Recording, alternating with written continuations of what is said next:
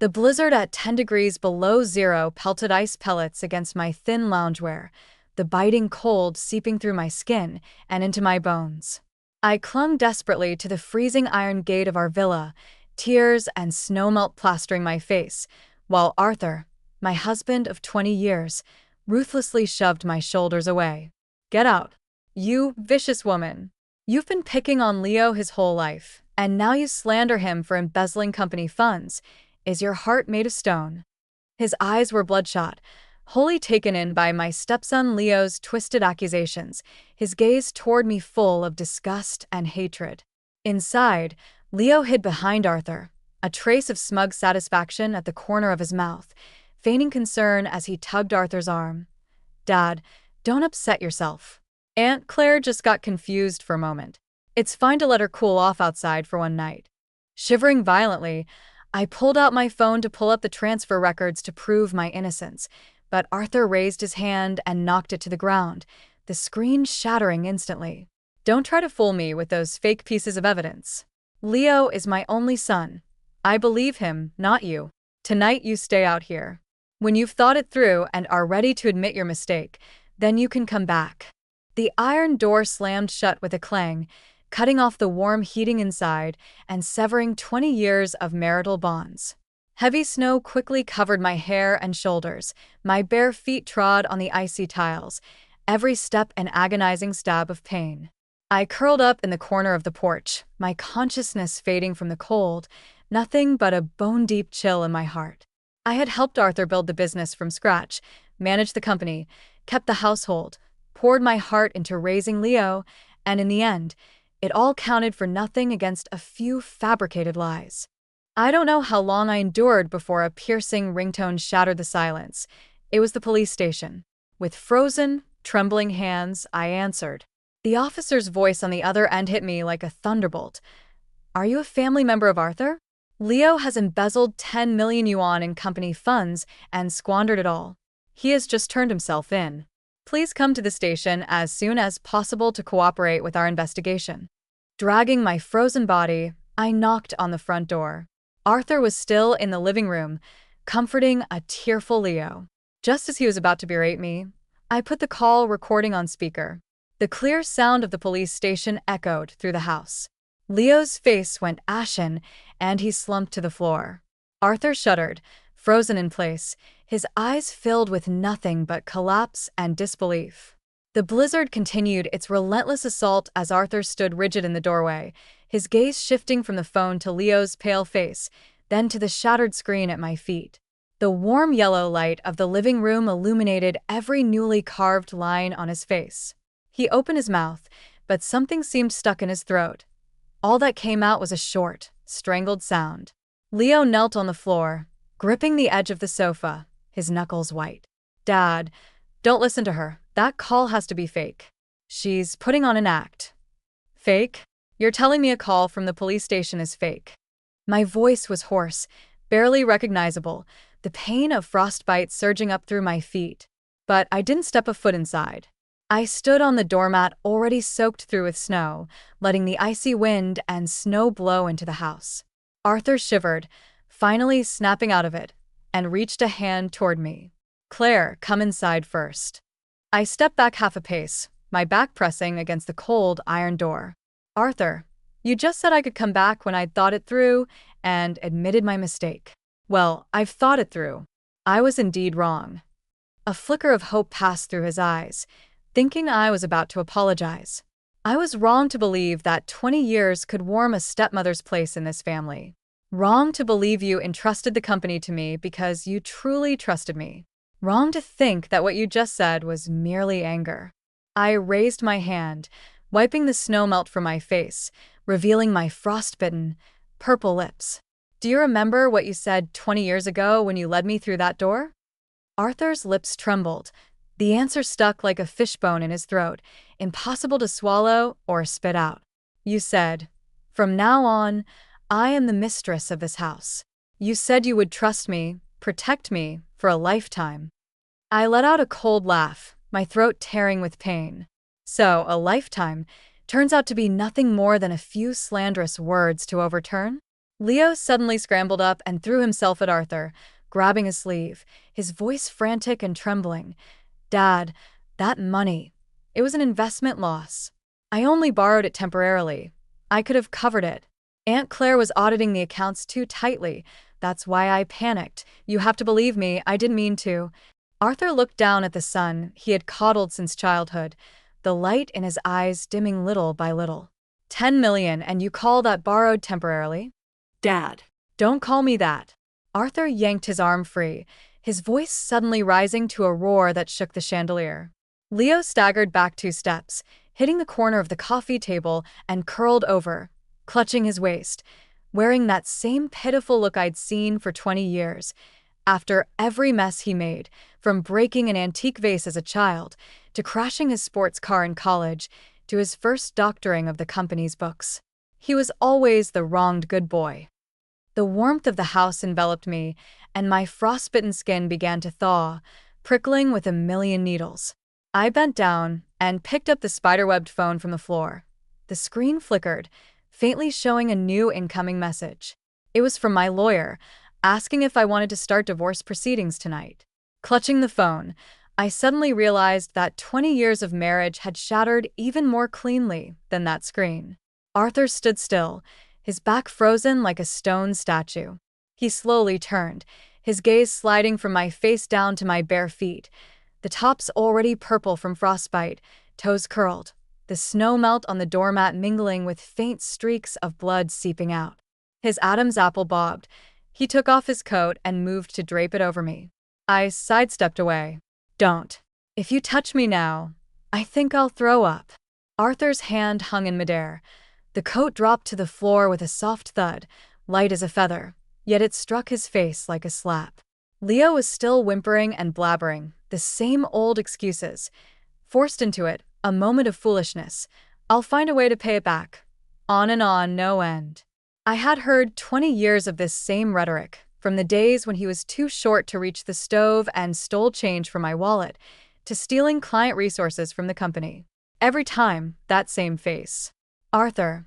I cut through Leo's sobbing, my voice so calm it even surprised me. The police want you to go in for questioning as soon as possible.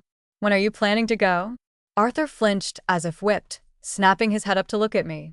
Claire, don't rush into divorce. I'll handle Leo's matter and the company. Regarding the company, I've already instructed the finance director to seal all accounts for the past 6 months. I pulled out another phone from my pocket, my backup, which I had kept warm against my body and hadn't been smashed. The 10 million your son transferred went through an overseas investment channel, authorized with your personal seal. In other words, you're not off the hook in this. Leo's face went completely white. He even forgot to cry. Arthur's breathing turned ragged. He grabbed my wrist, his grip hard enough to crush bone. When did you start digging into this? You went behind my back to audit the company. The moment you shut me out. I said it slowly, deliberately. I thought I might freeze to death out there tonight, so before I died, I did everything I could. He let go, staggering backward against the wall, looking as though someone had pulled out his skeleton. Leo suddenly shrieked. It was a setup. You deliberately audited to force me to transfer money. You wanted to destroy me. You wanted to destroy me. Enough. Arthur roared, his vocal cords tearing as he doubled over, coughing. I watched the farce coldly, then turned and walked toward the door. Where are you going? Arthur shouted from behind, his voice panicked and desperate, a tone I hadn't heard in 20 years. To the police station. Without looking back, I said, your son turned himself in, but I'm the one who filed the report. I need to give my statement. Behind me came the dull thud of a heavy body collapsing, probably Arthur sinking to the floor. Leo's cries of, Dad, were swallowed by the storm. The iron door slowly closed behind me, cutting off everything. I found a pair of old cotton slippers by the porch shoe rack, my gardening slippers, with soles worn thin, immediately soaked through in the snow. But I didn't care. Pulling my wet loungewear tight, I trudged along the villa's lanes. The snow kept falling, and the streetlights turned every flake into silver. After about 200 meters, my legs began to tremble. The frostbitten feet screamed with every step in the wet slippers. Still, I gritted my teeth and forged ahead. One thought filled my mind. I have to survive. I can't die here. I can't let Leo's scheme succeed, and I can't let Arthur spend the rest of his life shouldering his son's crimes. At the community gate, old Joe in the security booth recognized me and jumped in alarm. "Madam? What happened? It's snowing so hard. Call me a cab," I said, my voice shaking. "To East City Police Station." Without hesitation, old Joe used his own phone to book a ride-hailing car and draped his military overcoat over me. Wrapped in that coat, smelling of tobacco and warmth, I climbed into the car. The blast of hot air as it started made tears spring from my eyes. But I didn't sob. I buried my face in the coat collar, letting the warm air slowly thaw my frozen cheeks. The officer at the station was also startled by my appearance and quickly brought hot water and a blanket. Wrapped in the blanket, I sat in the interview room and recounted the whole story, from discovering the account anomalies 6 months ago, to gathering evidence in secret without revealing it, to being thrown out that night, and finally to Leo's so-called confession call, which was really just to stall Arthur while Leo moved more funds. After I finished, the officer looked at me with a complicated expression. "So that call about turning himself in, you made it?" I had my lawyer file the report. I held the hot cup to warm my hands, the frostbitten cracks on my fingers visible. Leo never planned to turn himself in tonight. He was just stalling. If I hadn't reported it first, by tomorrow morning the money would have disappeared through underground channels. Then Arthur, as the legal representative, would have not only owed $10 million but also faced criminal liability for embezzlement. The officer scribbled notes and looked up. "And your husband's role in all this. Do you understand it clearly?" I paused for a few seconds. The steam from the hot water blurred my vision. "He didn't know," I said. "He's a good businessman, but not a good father. His doting on Leo made him willfully blind for 20 years. But he didn't participate in the embezzlement." The officer nodded and asked, "And you? As the company's actual financial officer, you were aware of these fund flows and didn't report them." "I did report them." I set down the cup. 6 months ago, when I discovered the first abnormal transfer, I sent a written report to Arthur. But he suppressed it, saying Leo was making a legitimate investment and told me not to interfere. I don't have a printed copy, but I have the email. I sent it to him, and he replied, "I know, I'll handle this." The officer and I exchanged a look. We both understood what that email meant. It was past 3 in the morning when I finished my statement. As I stepped out of the station, the snow had stopped, and the sky was a leaden gray. My phone buzzed. Arthur calling.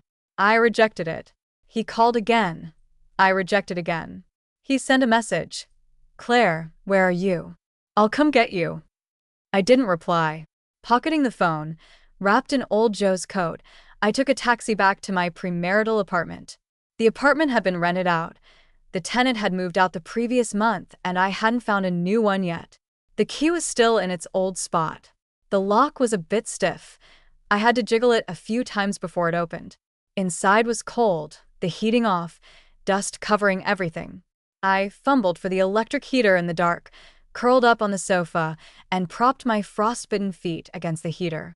As the warmth slowly seeped into my skin, I finally couldn't hold it in anymore. I buried my face in the sofa cushion and sobbed, trembling all over. 20 years. I had met Arthur at 19. He was just over 30 then, recently widowed, with 3-year-old Leo, running a small import-export business out of a borrowed office. I translated for him, accompanied him to meet clients, stayed up late helping with bid documents. Later, as the company grew, I quit my job to stay home and raise Leo, cooking, washing, tutoring, turning that timid little boy into an heir who could hold his own in board meetings. I even chose not to have my own child, to focus on Leo. And how was I repaid? The evil stepmother label had been pinned on me for 20 years, and today it finally stuck.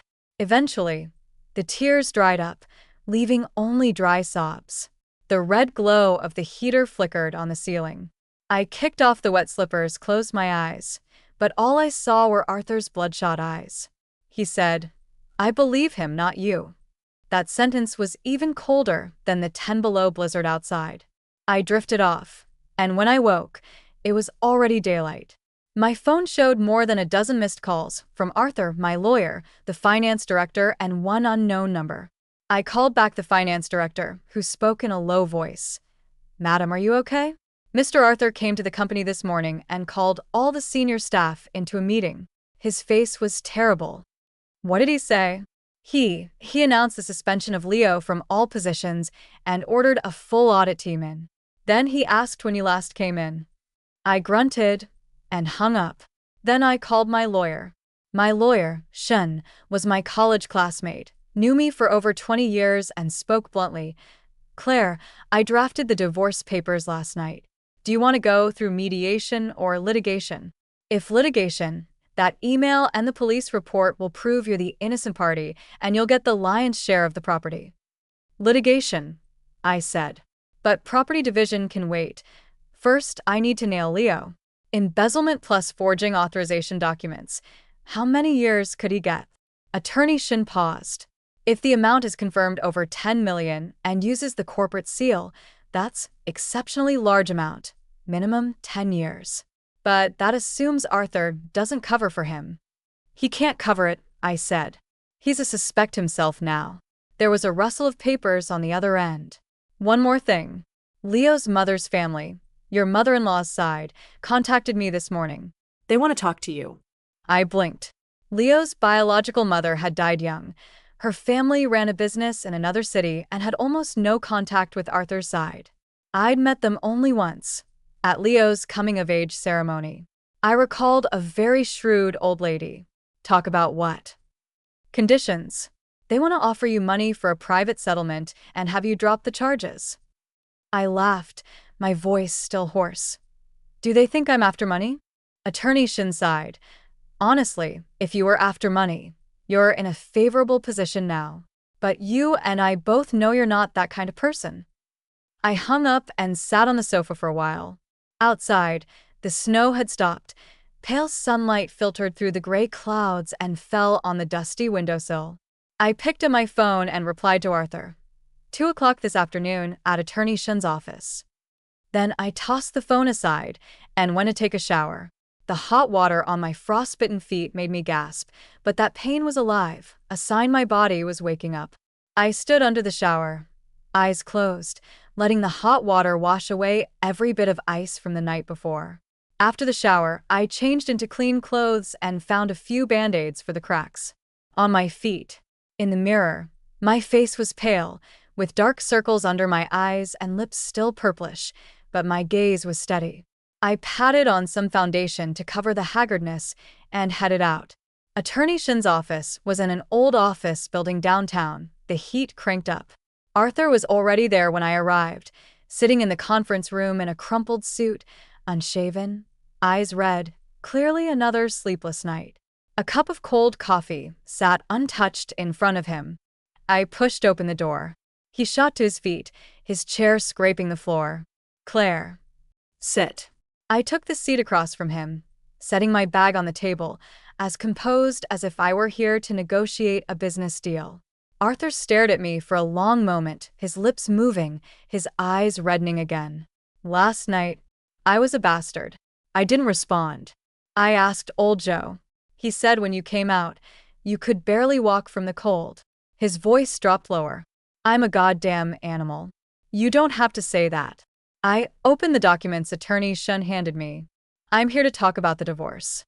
The asset division plan is here. Look it over, and if you have no objections, let Attorney Shin proceed." Arthur pressed his hand flat on the document, his knuckles white. "I'm not signing." Not signing. I looked up at him, as calm as I had been at the door last night. "Arthur, when you threw me out into that cold, did you ever think I might freeze to death?" He flinched as if punched in the chest. 10 below zero, a blizzard, wearing nothing but thin loungewear, barefoot. I enunciated each word. "You believed Leo's lies and shoved me out without even giving me a chance to explain. Do you know how long it takes a person to lose body heat in that environment?" His lips quivered, no words coming out. 3 hours. I gave him the answer. I held on for 3 hours. If the police station had called half an hour later, you wouldn't be going there this morning for questioning. You'd be going to identify my body. Arthur's face went ashen. He shot up, came around the table, and tried to embrace me. I dodged, my chair banging against the wall. "Don't touch me." He froze, arms raised in midair like a statue, with nowhere to go. Attorney Shin cleared his throat at the right moment and pushed another document forward. "Mr. Arthur, this is last night's case registration and the notice of case filing. Mr. Leo's case has officially entered the judicial process. The prosecutor's office will likely approve the arrest by next Monday at the latest. What you need to consider now isn't whether to save your marriage, but how to save yourself." Arthur's gaze fell on the document, his pupils contracting. He slowly sat back down, picked up the papers, and stared at them for a long time, his fingers trembling slightly on the page. "Leo," his voice was dry as sandpaper, "really took 10 million? Actually 12 million. I slid a spreadsheet from my backup phone across the table. "These are all the records I've uncovered over the past 6 months. First transfer in March, 2 million. You asked him about it then, and he said it was for a new energy investment. Second in May, 3 million. You didn't even ask. Third in August, 4 million. You were on a business trip abroad, and he used your backup seal you kept with him. Most recent was this month, 3 million. He was out of options and didn't even bother covering his tracks, just used a public account." Arthur flipped through the sheet, his hands shaking worse. "Why did he need so much money?" "Gambling," I said. "Underground casinos. I found out he'd lost nearly 8 million in overseas casinos over the past 6 months. The remaining 4 million went to plug previous holes, robbing Peter to pay Paul. Your good son was long rotten through." The conference room fell silent for a long time. Sunlight slanted in through the window, illuminating Arthur's face, which had aged 10 years overnight. He put the sheet down, covered his face with both hands, and his shoulders heaved violently. I didn't watch. I looked over the divorce agreement again. House, car, company shares, savings. I'd taken my fair half, not more. 20 years of my heart and youth. That was a fair exchange. Arthur finally lifted his head, tears streaking his face. "Claire, I know nothing I say matters now. But He paused, his voice breaking. "I have one request." I looked at him. "Leo's case. Could you, considering you raised him?" no. I cut him off directly. "Arthur, listen carefully. 8 million of the 12 million Leo took was the company's operating capital. That money was supposed to go to supply chain payments for the third quarter. Now the cash flow is broken, and over 20 suppliers won't get paid before the new year. Those suppliers include small factories, family businesses, old partners who've worked with us for over a decade. They need to pay their workers and get through the holidays. You tell me to be merciful to Leo out of sentiment? Who'll be merciful to them?" Arthur opened his mouth, the muscles in his cheeks twitching, but no words came. I filed the report not just to clear myself. I stood up. "I did it for those workers waiting for their pay. Leo going to prison, he deserves it. You covering that money, it's what you ought to do. As for us..." I held up the divorce agreement. "Sign it, or wait for a court summons. Your choice." I turned and walked to the door. As I pulled it open, I heard a choked sob behind me. "Claire." I didn't look back. I closed the door behind me. Warm air in the hallway brushed my face. I leaned against the wall, closed my eyes, and took a deep breath, letting that sob fade from my ears. Attorney Shun poked his head out of the adjacent office and handed me a cup of hot black tea. "Feel good?" "Not really good," I said, taking a sip. "Just tired." "What's next?" I cupped the warm tea in my hands. "Go to the company. I need to explain things to the suppliers in person. I can't let the funding chain break on my watch.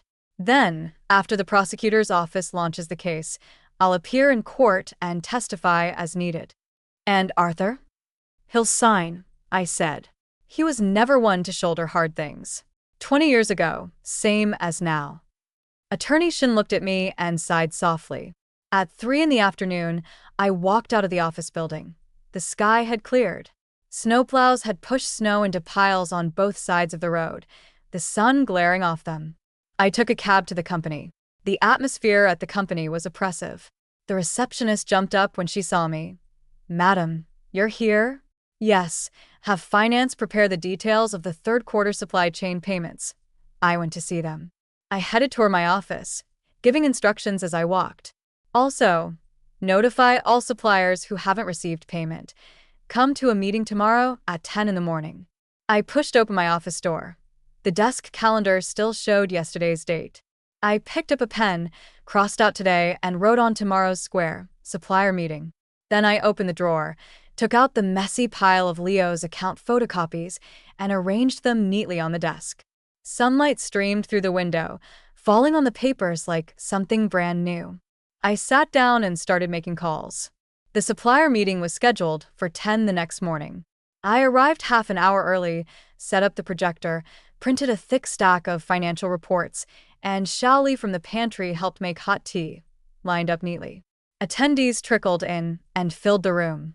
The heating was on, the sun shone outside, but I could tell from their expressions that no one was fooled by the surface warmth. Old Chen, who did hardware, was the first to speak. "Sister-in-law, we've known each other for over 10 years. Whatever you have to say, just lay it out. We can take it."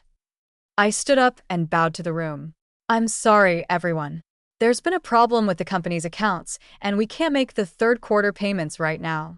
But I will solve this. Before the end of the year, every single cent will be in your accounts." The room exchanged glances. Old Joe, who did packaging, frowned. "Sister-in-law, we trust your word. But we also heard that Leo kid got into trouble. Can the company keep running?" "Yes." I put up the backup funding plan on the big screen. "I've already arranged a short-term bridge loan with the bank. I'll cover the interest myself. Also, the company has 2 pieces of real estate that can be used as collateral. Funds should be in place by next Friday at the latest." Silence for a moment. Old Chin slapped the table. "All right, sister-in-law, with that attitude, I'll wait another month." Several others nodded. I knew they were still anxious inside, but no one made a scene. Small business owners all understood that a public fight at year-end helped no one, and after so many years of cooperation, the company's reputation still counted for something. After the meeting broke up, Old Chun was the last to leave. At the door, he turned back, hesitating. "Sister-in-law, if you don't mind me saying, Arthur is a good man at heart, just soft ears. Having Leo's mess exposed is probably for the best. Take care of yourself." I nodded and saw him out. Standing at the company entrance, I noticed a familiar black sedan parked by the roadside. Arthur sat in the driver's seat, his window halfway down, his haggard face visible. He didn't get out or honk, just watched me from a distance. I ignored him and went back inside. In the afternoon, the audit team arrived, several people with laptops poring over the accounts. I stayed nearby, answering their questions. Leo's mess was glaringly obvious. Every so-called contract for the transfers was either a shell company or a forged stamp. The audit team leader closed the folder and looked at me with a trace of sympathy. "Madam, the prosecutor's office will pursue this aggressively. As the financial officer, you voluntarily reported it, but your earlier knowledge without reporting might be questioned." "I understand," I said, refilling his tea. "I'll cooperate fully." After the audit team left, the office fell quiet. I leaned back in my chair and stared at the ceiling for a while. My phone screen lit up and went dark repeatedly with messages and emails, suppliers, banks, lawyers, police, and one from Arthur. "I've signed. The agreement is with Attorney Shun. But I want to see you, just once." I read that message twice and replied with one word. "Okay." We met at a cafe near the company. Arthur was already seated in a corner when I arrived, a cup of black coffee untouched in front of him. He wore a dark gray coat, collar rumpled. He'd clearly thrown it on. I sat down across from him. He looked up, his lips moving, and finally managed. "You're wearing so little. Are you cold?" I ignored that and ordered a hot milk, cradling it in my hands while waiting for him to speak. He sat in silence for a while, then pulled a document from his coat's inner pocket and slid it across the table. It was the divorce agreement. The last page was signed, the handwriting slightly messy, the strokes trembling at the ends. Attorney Shin said mediation would take a month at most, he said, his voice soft. The house and company shares will be divided as you proposed. I added an extra $2 million to the cash settlement. Take it for emergencies. I glanced at the agreement and put it down. Thanks, Claire. He paused, his fingers wrapping around the coffee cup, whitening at the knuckles. I want to apologize. Not a token apology, a real one. I know it's useless and you won't forgive me, but I have to say it. I stayed quiet and sipped my milk. The night I pushed you out, I actually hesitated for a moment. He kept his head down, staring into the dark liquid. Leo was crying beside me, telling me you were auditing his accounts and framing him. In that moment, my mind was pure fire. Then I closed the door. Standing behind it, I heard you calling my name, and in 20 years, I'd never heard you sound like that. He closed his eyes, his throat bobbing. I didn't sleep that night. I sat in the living room, listening to the wind howl all night. Around 3 a.m, I couldn't take it anymore. I opened the door to pull you in, but you were already gone. I held the milk cup, my fingers tightening slightly. I stood at the door for 10 minutes. The snow had covered your footprints. He said. I stood there thinking, if something really happened to Claire tonight, my life would be over. He stopped there and looked away, out the window. Soft music played in the cafe, the heater humming. Between us lay that thin divorce agreement, like a river. I finished the milk and set the cup gently back on its saucer. Arthur, I heard everything you said, but I don't want to relive that past with you. You came, you signed, you got it done, let's part peacefully. Don't make me hate you. He turned back, his eyes red again. I stood up to get my bag. He raised a hand as if to stop me, but didn't touch me. Leo, he called from the station today. He wants to see you. I paused. He said he wants to apologize to you face to face. I looked back at him, my expression probably not friendly. Every time he got into trouble before, he made me go see his teachers, the people he'd wronged, the bosses who'd covered for him. I always went to apologize, smooth things over, clean up his mess. Now he's stolen $12 million and landed in detention, and he wants me to visit. Arthur seemed to have expected that. He pressed his lips together. I told him no. I said you wouldn't come. I looked at his defeated expression and felt a complicated emotion.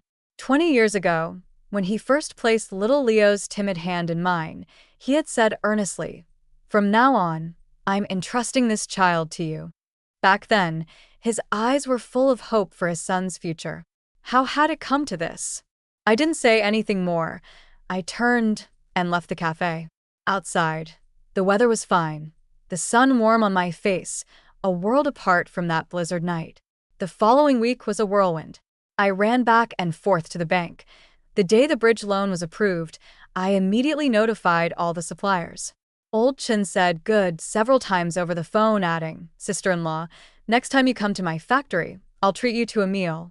The company was shaken for a while, but slowly steadied. Not a single employee left.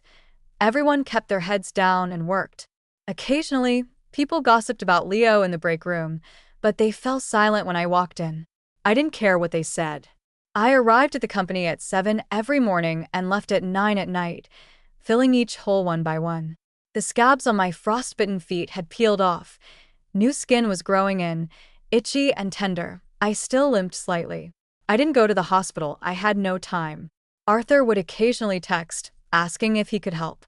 I replied briefly, mostly no need, I'll handle it.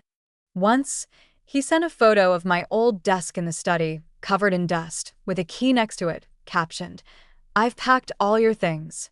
If you want them, you can pick them up anytime." I stared at that photo for a few seconds, then turned off the screen.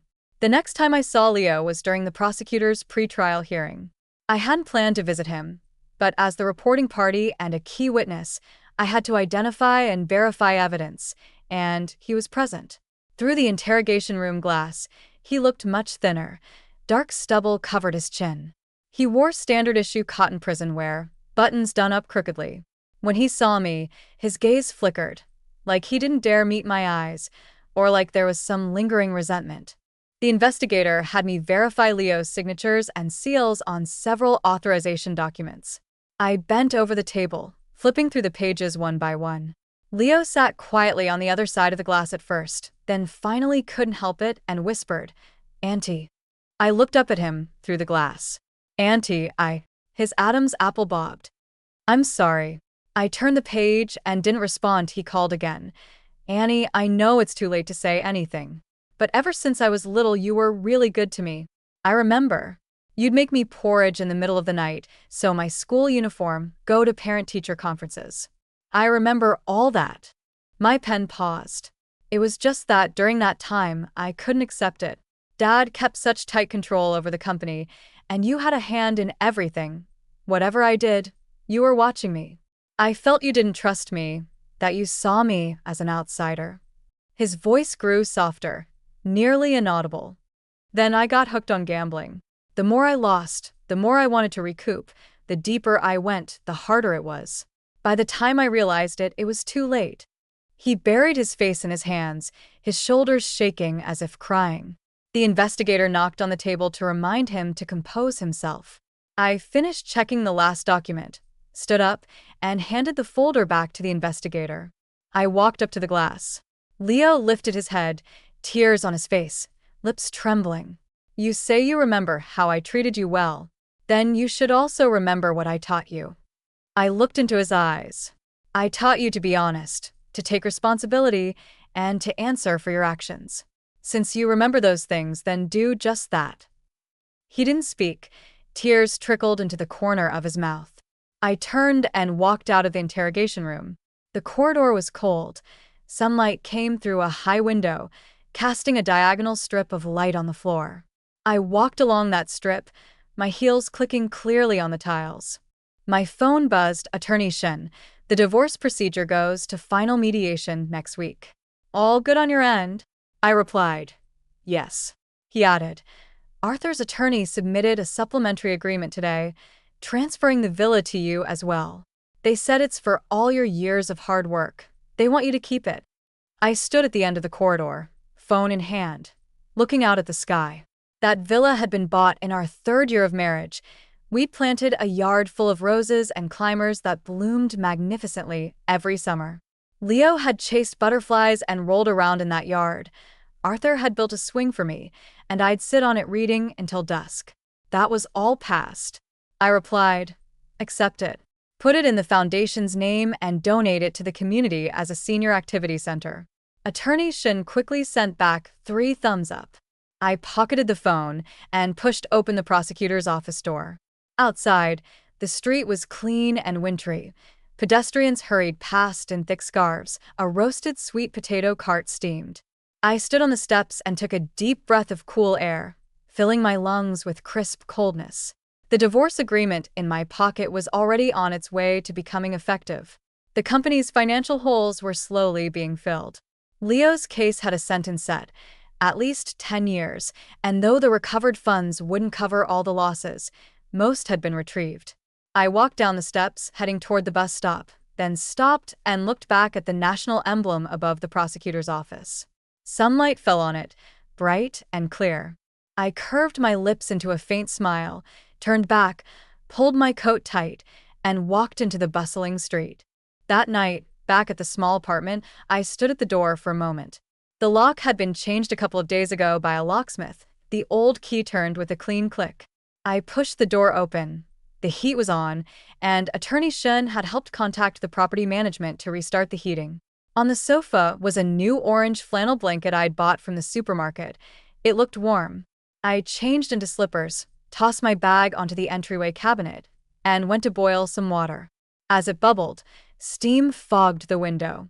I made myself a cup of honey water, sat on the sofa, and turned on the TV to some variety show, not really watching, just for background noise. My phone lay silently on the coffee table, no new messages. I suddenly realized this was the first night in 20 years that I didn't have to worry about Arthur's social engagements, Leo's homework, company taxes, supplier payments, relatives back home, or trimming the roses. All those things still existed, but no longer as things I must worry about. Supplier payments were in process. The company was running normally. Leo was in detention, and between Arthur and me there was nothing left but the final stamp on the divorce certificate. I took a big sip of honey water.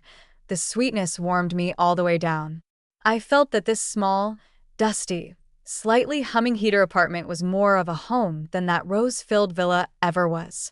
The next morning at the company, the receptionist handed me an envelope containing a key and a note. Arthur's handwriting, neater than usual. I've packed everything from the study. If it's inconvenient for you to pick up, just let me know and I'll have it delivered. The old photo album under the bed I've set aside separately. If you don't want it, tell me and I'll dispose of it. I put the key in my bag. The note I held in my hand for a moment, then tossed it into the bottom drawer. At lunch, the finance director knocked on my office door, looking hesitant.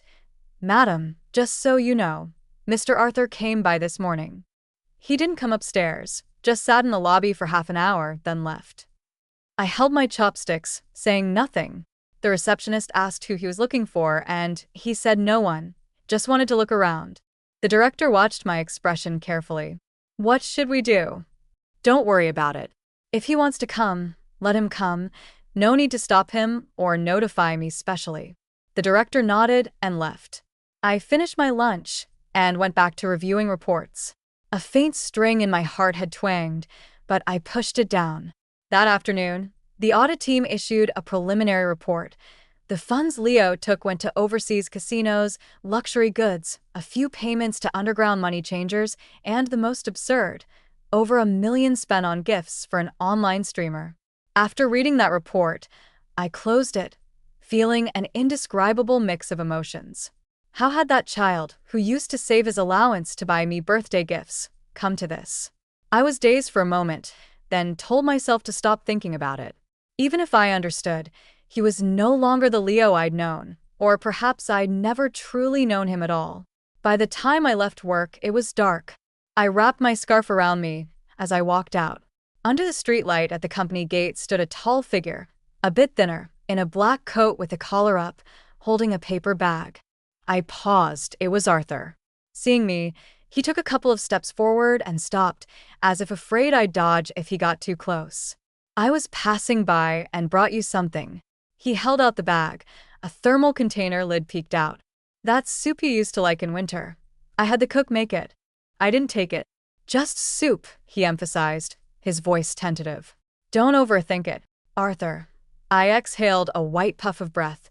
"We already signed the agreement." "I know." He gripped the bag tighter. "I'll leave right after." "Claire, you've lost so much weight lately. You're shouldering the company alone.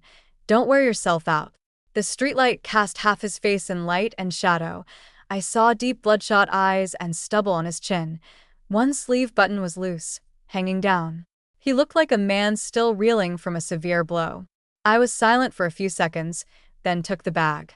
The warm container radiated gentle heat into my palm. He seemed relieved, stepping back. "I'll go now. You get some rest." I watched his silhouette disappear around the corner at the end of the streetlight. He walked the same way he had 20 years ago, his left shoulder slightly tilted, his right stride a little longer than the left. In the past, I would have trotted after him and linked my arm through his. Now, I just stood there, watching his shadows stretch and shorten under the lamps until he turned the corner and vanished. The soup was lotus root and pork rib, aromatic. I stood under the light and took a couple of sips. The steam warmed my face, and I realized I was smiling. A faint smile mingled with something like release. Days rolled on. The day I got the divorce certificate was overcast. Arthur and I stood at the Civil Affairs Bureau entrance for 5 minutes. He put both the marriage certificate and the divorce certificate into a brown envelope, clutching it tightly as if it held something precious. "If you ever need help, just call me," he said, his voice hoarse. "Okay. I'm really going now." He took a step, then turned back. "Claire, if you ever feel like crying, my left coat pocket will always have a handkerchief for you." I blinked, remembering that in the early years of our marriage, I often cried. He would always pull a neatly folded handkerchief from his left pocket. Later, I stopped crying, and he'd stopped carrying them. Today, he wore a gray coat with a left breast pocket. I glimpsed a corner of white cloth peeking out. I didn't speak, just waved my hand. He turned and walked away. This time he didn't look back. I stood on the steps, watching his car merge into traffic and disappear at the stoplight. Fine snowflakes started to fall, soft and cool, nothing like that blizzard night. I looked up for a moment, pulled my scarf higher, and headed toward the bus stop. Attorney Shin called halfway. "Congratulations on being single again. Let's have dinner tonight, a celebration." "Sure, your choice." "I've checked on your foundation. The community is very receptive. We can do the handover in spring." "Good." After hanging up, the snow grew finer, drifting softly through the gray sky. I walked to the bus stop, tucking my cold fingers into my sleeves, thinking of that photo album still under the bed in the villa. It held a picture from the winter we got married, a crooked snowman we'd built in the yard, and Leo, barely 4, bundled up like a ball, grinning beside it with his eyes squeezed into slits. I'd always loved that photo. It had always been on the first page of the album. I decided to leave that album behind. Some things don't need to be taken away. It's enough that they existed. The bus came. I boarded and took a window seat. Outside, the snow fell thicker. People hurried along. A candied chestnut stand sent out sweet steam. Christmas lights were already up at the convenience store. Watching it all, I felt a deep, grounded calm, not violent, not intense, but like the warmth rising in my stomach after a sip of that lotus root soup. 20 years of marriage ended, but I still had a long life ahead. I pressed my hand against the warm bus window. Outside, snowflakes drifted past the glow of streetlights, each one clean and light. Days passed like water trickling from a loosely turned tap, drop by drop, and before I knew it, the whole winter had gone. For the spring festival, I went back to my parent hometown. My folks had known about my divorce. They said little over the phone. When we met, my mom held me and shed some tears. My dad smoked in silence. At dinner that evening, Mom made tomato beef brisket soup, my childhood favorite. I had 2 bowls. Finally, Dad spoke. "It's over. Come home for New Year. That's all." That New Year's Eve dinner was quieter than any before. No business calls for Arthur, no complaints from Leo about the food. Just the 3 of us, the Spring Festival Gala on TV, and firecrackers from 8 in the evening until late at night. As I sat on the balcony watching the fireworks, my phone buzzed with an SMS from an unknown number. "Happy New Year, Auntie." I knew it was Leo. He didn't say how he got a phone in detention. I didn't ask.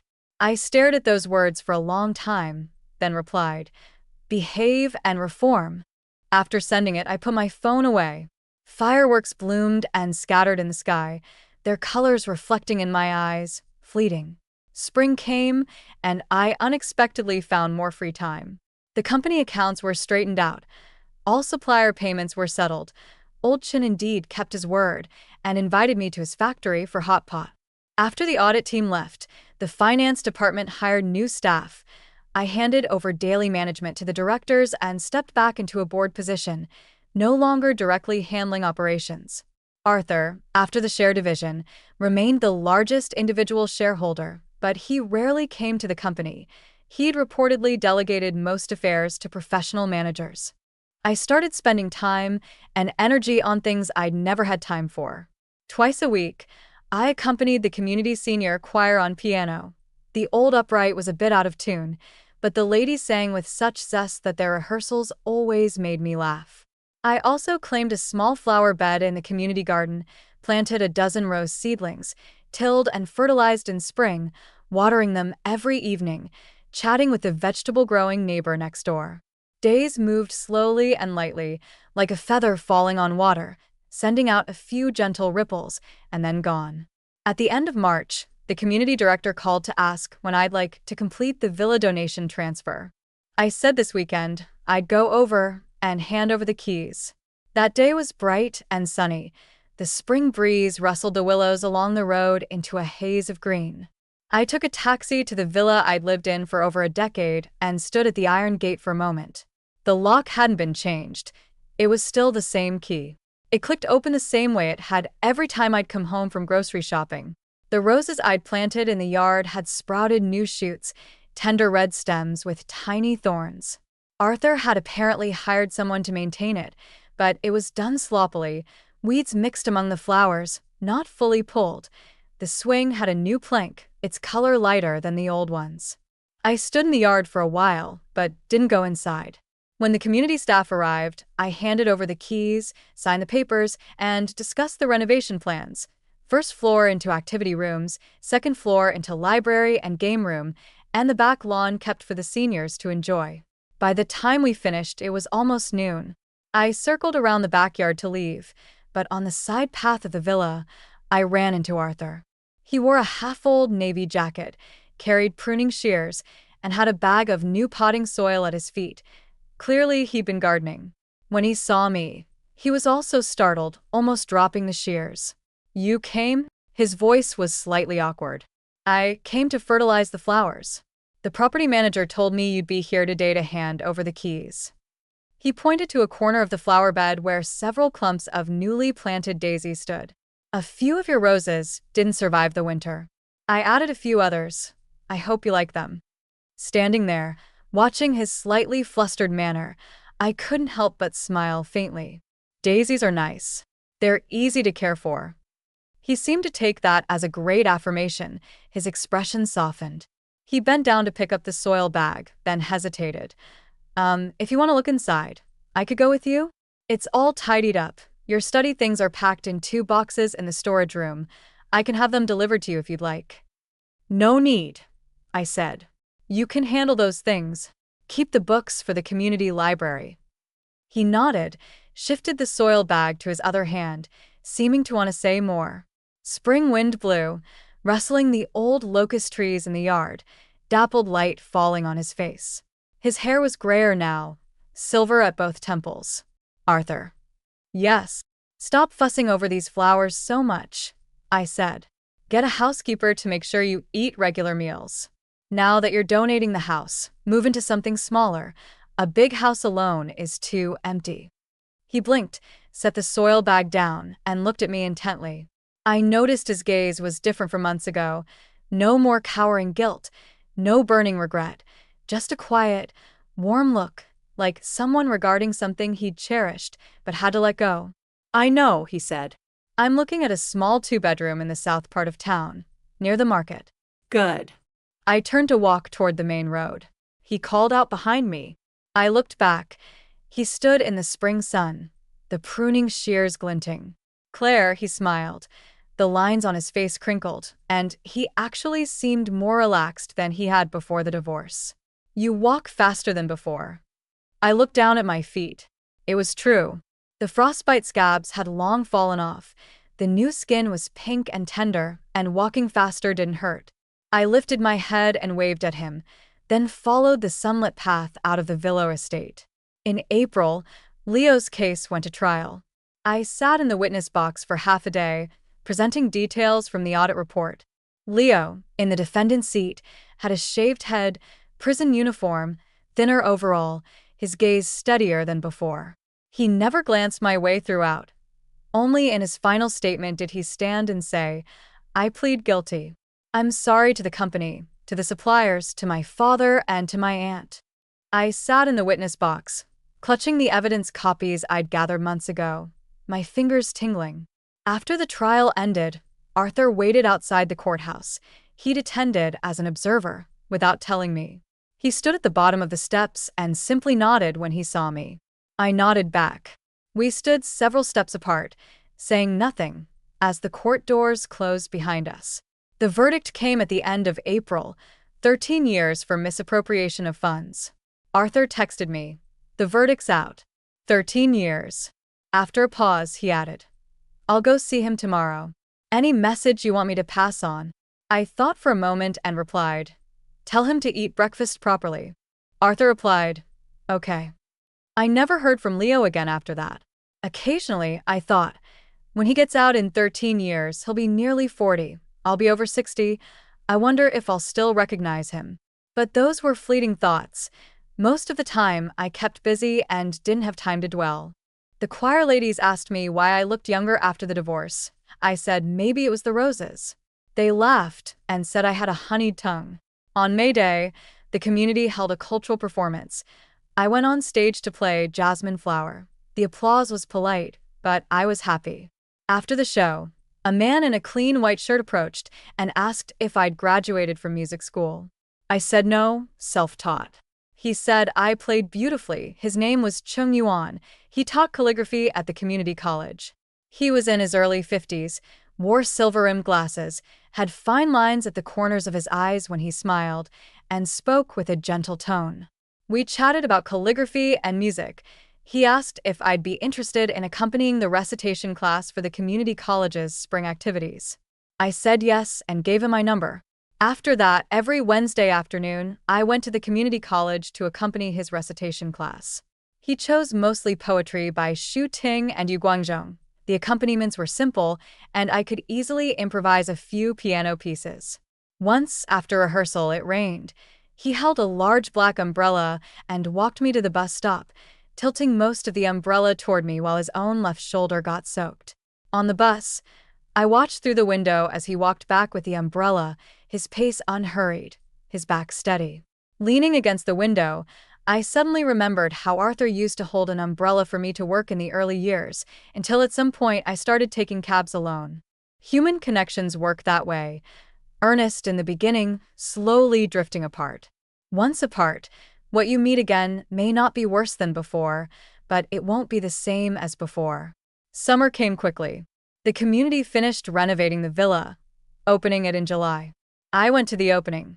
The first floor activity room had new tables and chairs, calligraphy and paintings from my study on the walls.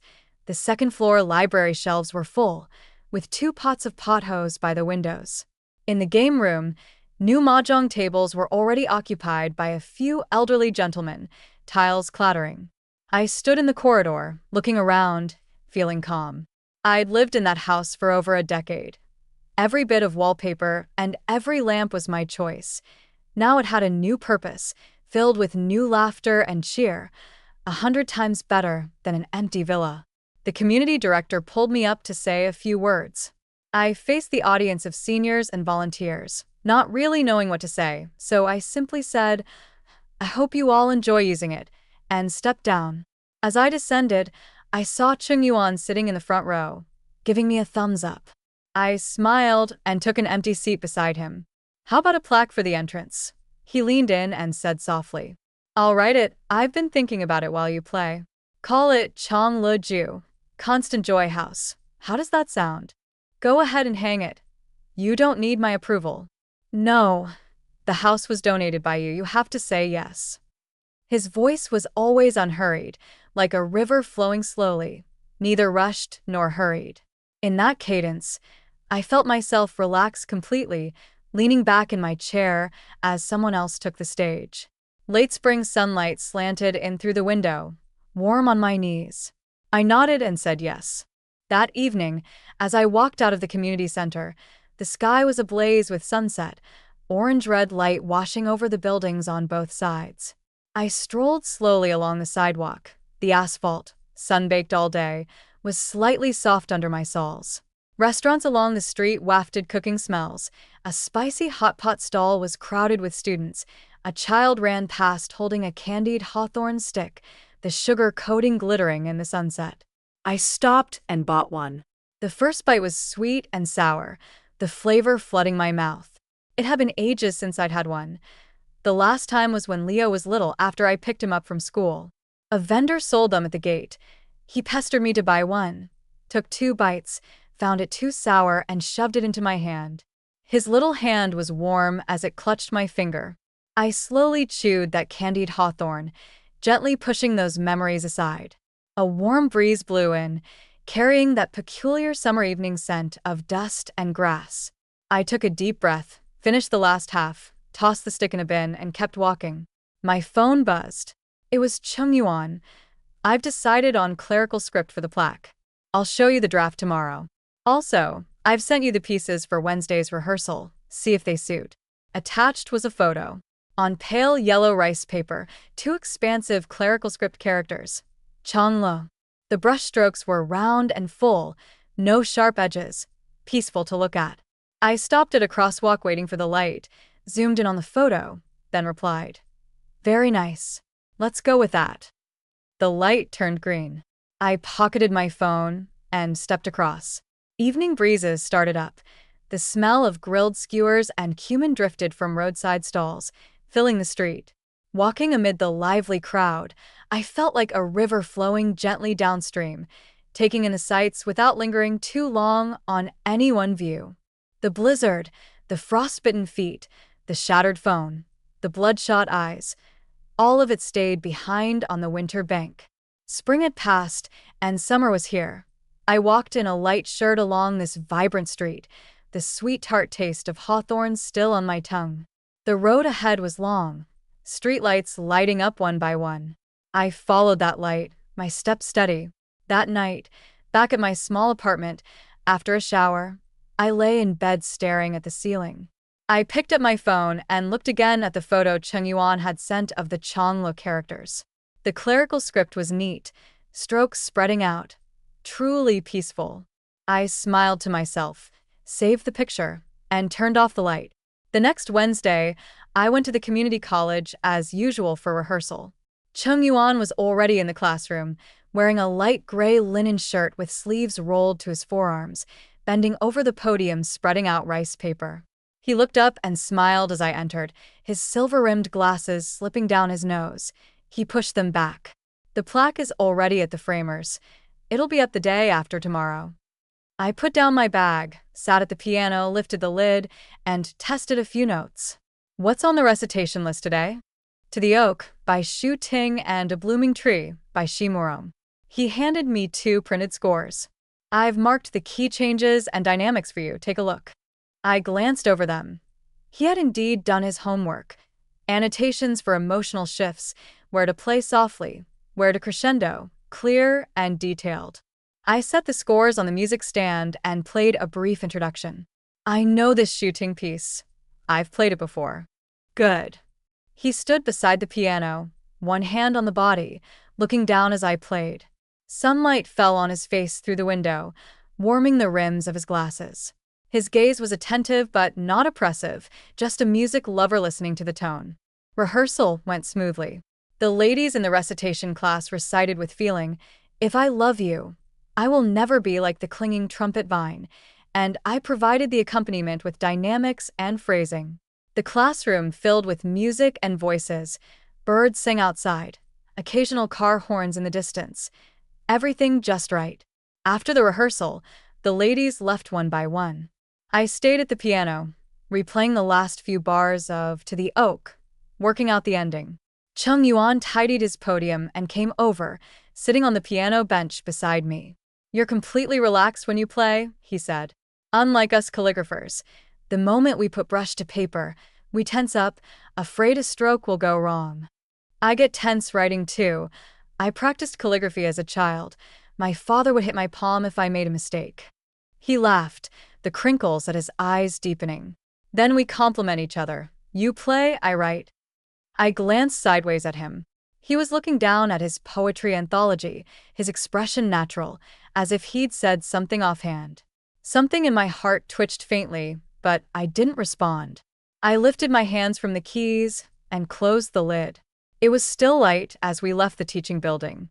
Chung Yuan said a new bun shop nearby made excellent radish-filled buns. Did I want to try? I said yes, and we walked under the trees.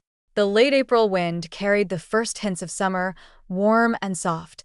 The plane trees' leaves had grown to palm size, vibrant green, and sunlight filtered through them, scattering golden fragments on the ground. The bun shop was tiny. The owner, a round-faced middle-aged woman, greeted Chung Yuan warmly. "Teacher Chung." "The usual?" "2 orders today, radish filling." He turned to me. "And some mung bean soup?" I nodded and found a seat. The buns came steaming hot, the dough soft and fluffy. The radish filling was crisp and sweet. I ate one and couldn't stop. Chung Yuan, seeing my appetite, pushed his own bun across the table. "You can have mine, I'm fine." I looked at the untouched bun by his chopsticks, warm and plump at the edge of my plate. I suddenly recalled how I used to push the best food toward Leo when he was little. He'd been a picky eater, and I'd try every way to coax him to eat. Thanks, I said, picking it up and taking a bite, chewing slowly. Chung Yuan rested his chin on his hand, watching me eat, not forcing conversation. The shop's radio was playing a storytelling program, Generals of the Yang family, the narrator's booming voice filling the narrow space. Between the storytelling and the occasional bird calls from outside, we finished our meal quietly on our way back. He suddenly remarked, "You've only been divorced a short while, right?" I paused. Don't overthink. I didn't mean anything by it. He slowed his pace to match mine. It's just, I heard about you from the community director about donating the house. I figured you'd just come through a tough time, so I didn't want to pressure you. If buns taste good, eat buns. If you play well, play the piano. Other things, no hurry. I glanced at him. He walked with his hands in his pockets, shoulders relaxed, tone as casual as if commenting on the weather. You're quite considerate, I said. Not considerate, he said, adjusting his glasses. It's a lesson I've learned over 50 years. Some things can't be rushed. If you push, they get tangled. Like calligraphy, if you start writing before the ink is fully ground, it's bound to bleed. I gave a soft and tucked that thought away. We walked under the plane trees back to the community college entrance. He stopped and waved, saying, "Take your time getting home. See you Wednesday." On the bus, it struck me that he hadn't even asked for my number. The previous text had come through the community director. He'd maintained just the right distance, not too near, not too far, like the calligraphic principle of letting a horse pass through the gaps. A sense of inexplicable reassurance rose in my heart.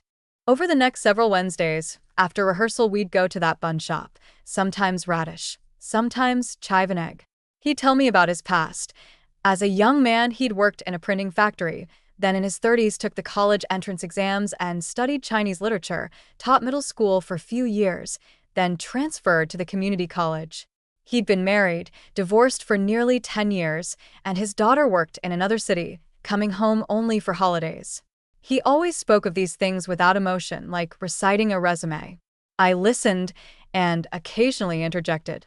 Once he asked about my plans, I said I wanted to improve the choir and aim for a district competition in the fall. He nodded and said he'd write a banner for us to hang backstage during the performance. We kept this quiet, unforced companionship, like a pot of mild tea that slowly revealed its aftertaste.